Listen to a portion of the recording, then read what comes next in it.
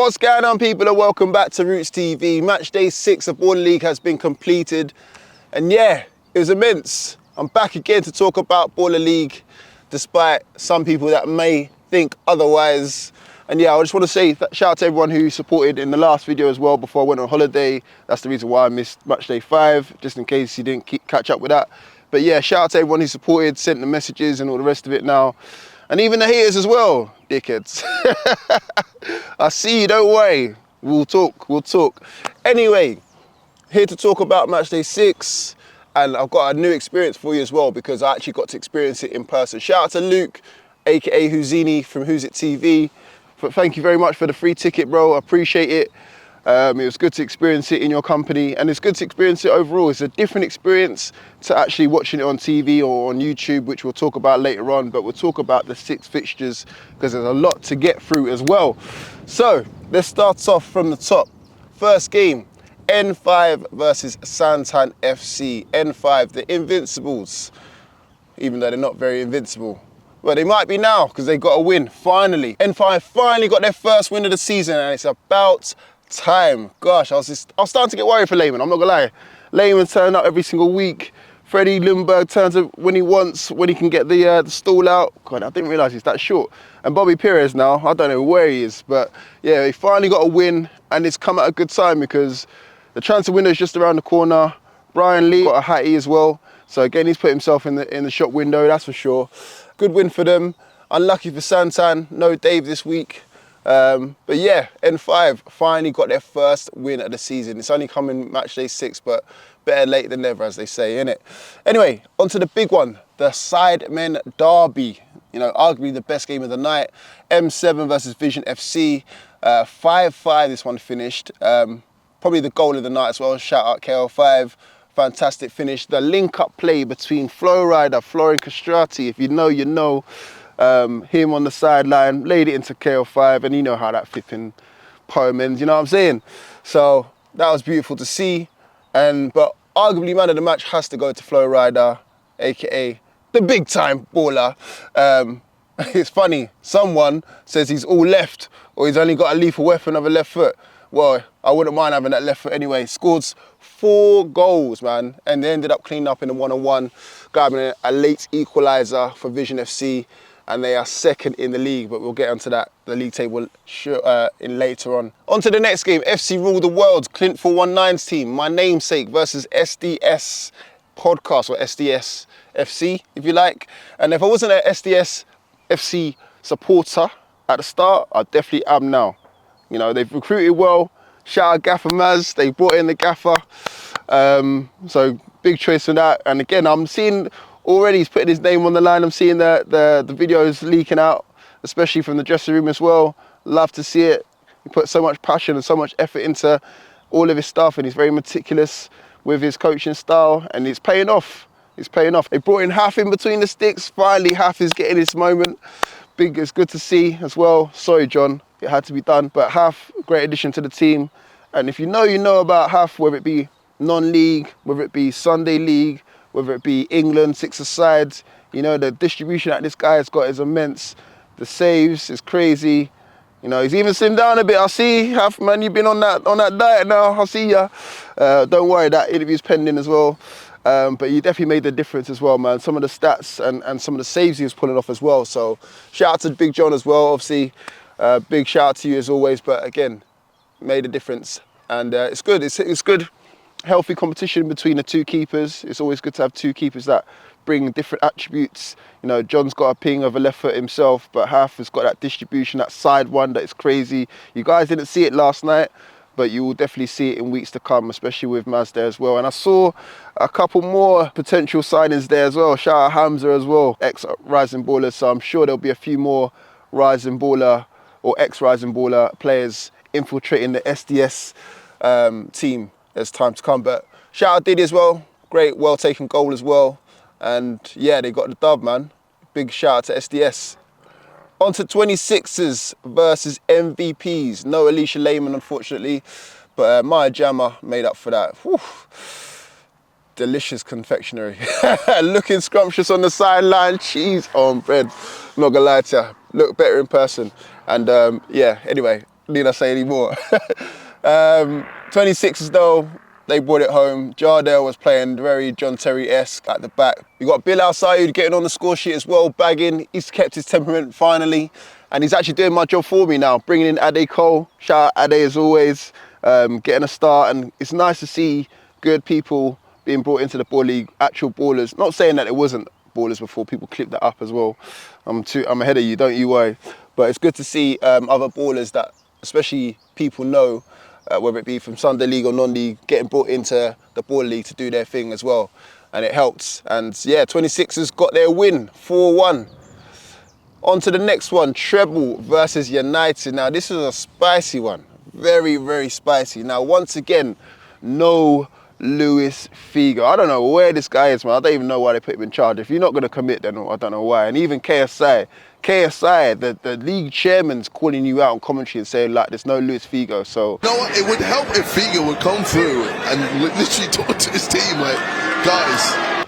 If he's calling you out, boy, it must be something. So, yeah, Smalls bagged a couple. But again, for me, the goal of the game has come from Amin Sassi. Again, another former Rising Ballers player. Maybe he might be making a move in the draft, you never know. See the reunion once again. Ginger's first loss as well. God, and he was rattled. And to make matters worse as well, Micah Richards, boy. On the Shakira flex, the hips don't lie, boy. The hips don't lie. Doing the PK humble dance. I'm not even going to attempt it because I don't want to embarrass myself, but yeah. Had man rattled, and again, even in the post-match interview, man his head was gone on Mars.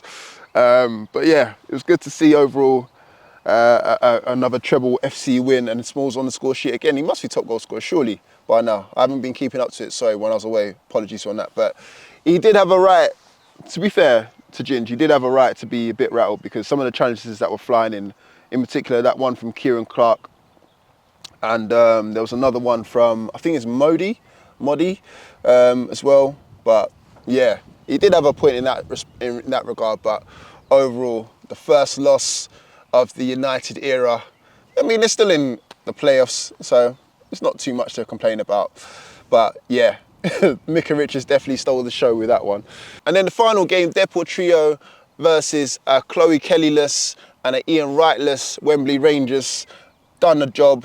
To cement their lead at the top of the table as well. Marvin Sordell scored the goal of the game. Arguably, not even arguably, the best ex-pro right now in the ball league right now. Easily. He's been consistent with it, scoring goals, showing his level of class and quality. And then Joleon, Lescott and Pires getting into it. That wasn't on my ball league bingo card list, but you know what, I'm here for it as well. Like a bit of a scrap. Come on, we all do. Let's be honest. You know what I mean? But overall, yeah, it was good. It was good overall, and that was the 6 games and the 6 matches that took place last night. Onto the table as well. So Depot Trio at the top of the table, joint on points though with Vision FC. So shout out to them as well. United, obviously with that first loss, are in 3rd place on 15 points, and Santan are still remaining in the top 4 on 12 points, and then treble are catching them, and then followed by MVPs, 26ers, M7, SDS, FC Rule the World, Wembley Rangers, and then N5, who finally got their first win of the season. So let's go on to my personal experience. So like I said, it's my first time being there at the Copper Box Arena Football League. And it was good. Overall, it was good. I can't have too many complaints. The one complaint I do have, in fact, let's get on to the positives before the negatives. I don't want to sound like a negative Nancy or sound like I'm being salty. But I did enjoy it. It was better in person than obviously watching on YouTube, which is the case with all football. Wherever you go to a game, it's always better live than obviously watching on TV. Always highly recommend it as well. Great for networking as well. Good to catch up with so many people doing their thing. People running their own bits of content as well. But the negative thing, I have to say, the main thing, well, there's 2 main things. The first one was the crowd. I don't know if it's just because of the week that I went, because people were saying the previous 2 weeks when it was summer holidays, it was busy, it was booming, kids were off doing their thing. But I feel like the crowd needed a bit of oomph, needed a bit of energy. I know, the announcer was trying to get people engaged, but I think it just went up and then just down straight away. There was no like emphasis behind getting behind teams, and that's what it needs. It needs to, for want of a better word, Americanization in that sort of sense, like a bit of a cheer, a chant made for certain players, certain teams, certain individuals. It needs that or something along those lines, because I think it adds to it. I shouldn't be able to hear all the tactics that are on the pitch, especially in the first game and obviously the last game. Those are the two sort of not deadish games, but those are the two times where, you know, people are either coming to the ground or leaving the ground, especially if you're trying to make that last train home, which, yeah, had a struggle getting home last night, though. So again, if you're going there, make sure you check your train times if you wanted to stay to the last game, especially. But that would be my thing. And then the last one is just security. Security needs to just relax, bro. Relax. I get it. Like, high profile individuals are there. KSI was there. Speed turned up as well. I don't know if they're like that every single week, but the whole emphasis about get to your seats, please. I'm like, bro, like, you've got a whole couple box arena, which wasn't packed. It was busy, but it wasn't packed. If you're not blocking people's views or you're not causing a physical obstruction for fire exits and all the rest of it, I get it, that sort of thing, safety first and all that. But then why does it need to be so heavy-handed, especially to selective individuals, you know, selective individuals, not to everyone. Like, if you're going to do it to everyone, do it to everyone. Or in certain areas you can congregate, but other areas you need to sit down, make that aware. I think that will just help so many people, because there's people that try to meet, network, speak, make it a vibe rather than make it feel like school. Do you know what I mean? Like, people go there to relax, so you shouldn't have to be so heavy-handed with people.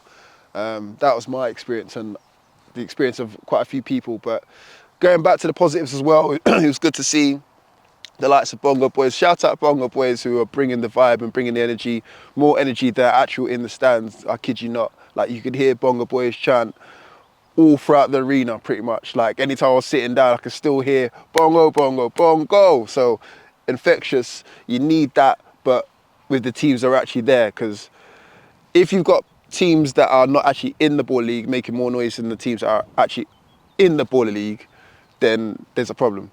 That's what I would say. I'm not gonna add too much, because it's funny how things I suggest keep getting brought up and I ain't getting paid for it. So I ain't here to be a free consultant. So Baller League, if you want to shout at me, you know where to find me, innit?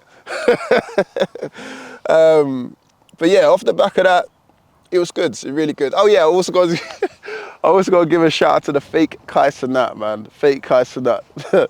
People are trying their luck with, I don't know, their lookalikes, but if it's working, it's working. And obviously he got his moment in the sun, and his viral moment, and he even managed to grab the attention of Speed and KSI. So if it works, it works. So people, if you want to go down there and try your thing and get on TV on Sky or go viral, it might be worth doing, because it seems to work. But funny moments like that make the atmosphere, make the night. Do you know what I'm saying? So I would definitely recommend that. A shout out to fake Kai Cenat as well.